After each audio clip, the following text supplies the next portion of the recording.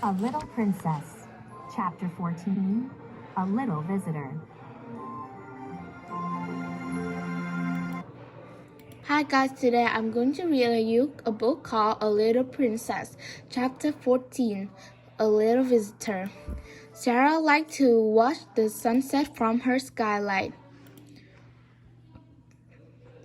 One evening, it was especially beautiful. The sun sky glowed in with golden lights. It's a splendid one, Sarah said softly to herself.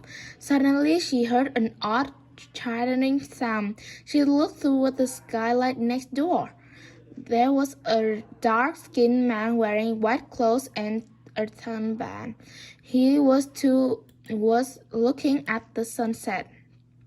The strange noise had come from a little monkey he was holding.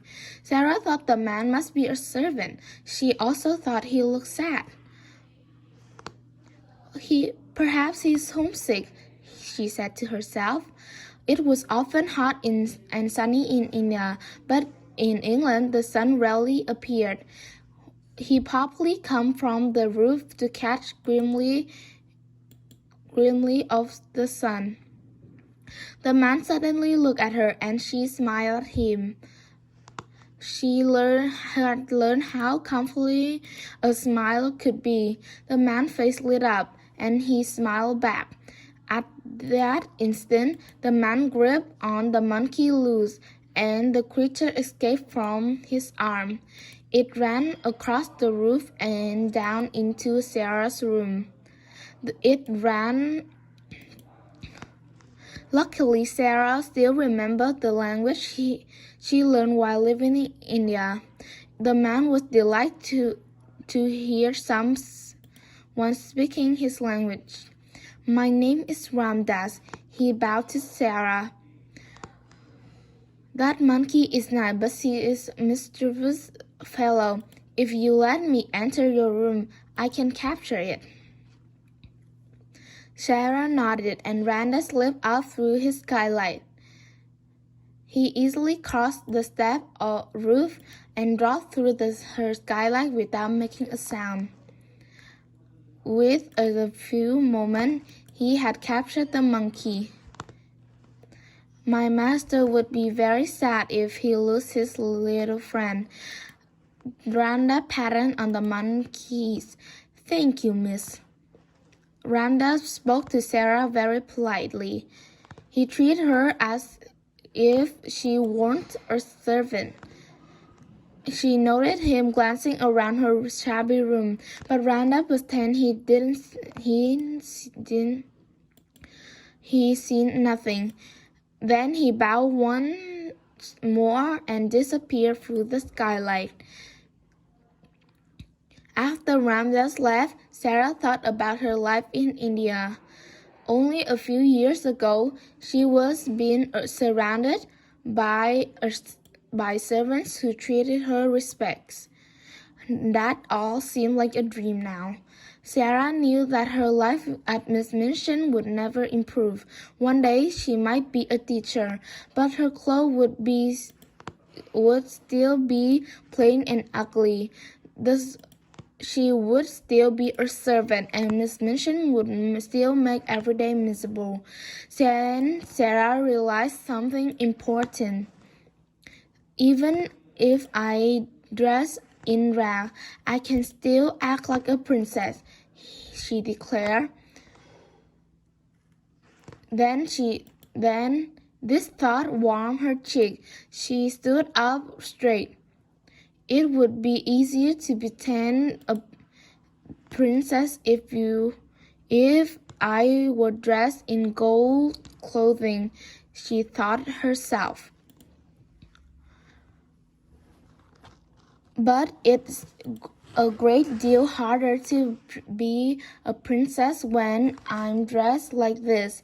I can do this. I know I can.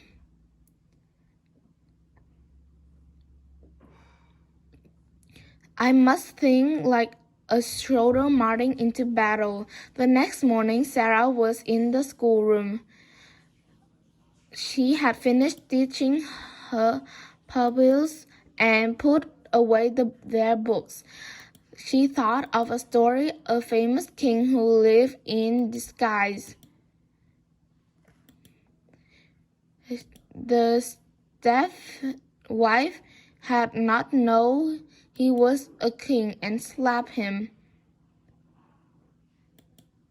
The woman must have been very frightened when she found out the truth about the man, Sarah thought. The woman must have been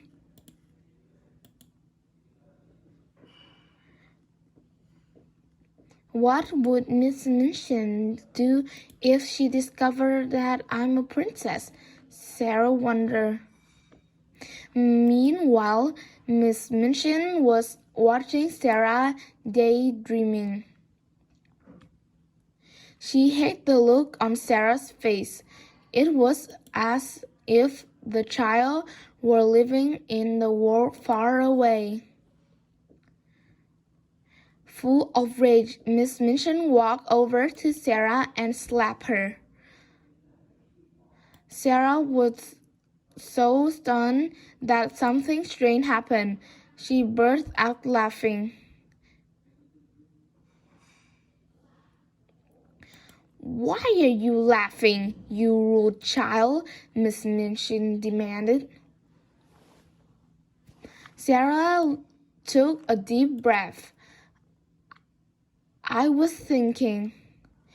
"Beg my pardon immediately," said the headmistress.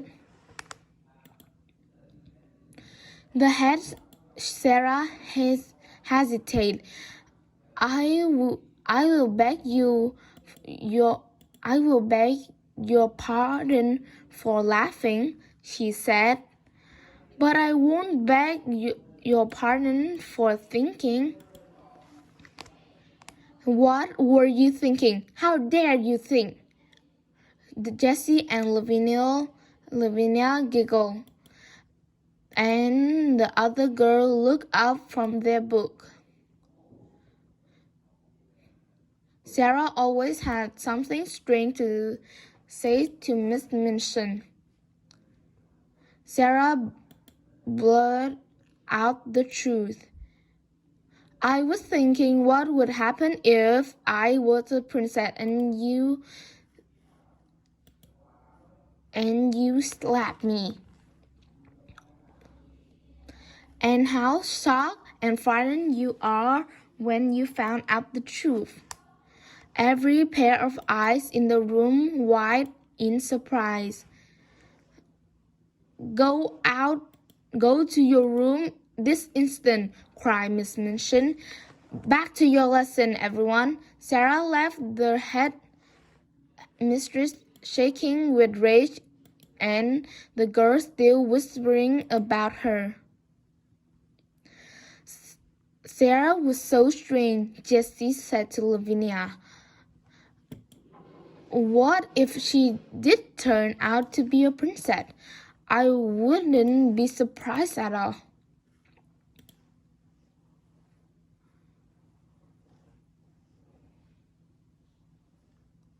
And that is the end. Thank you for listening.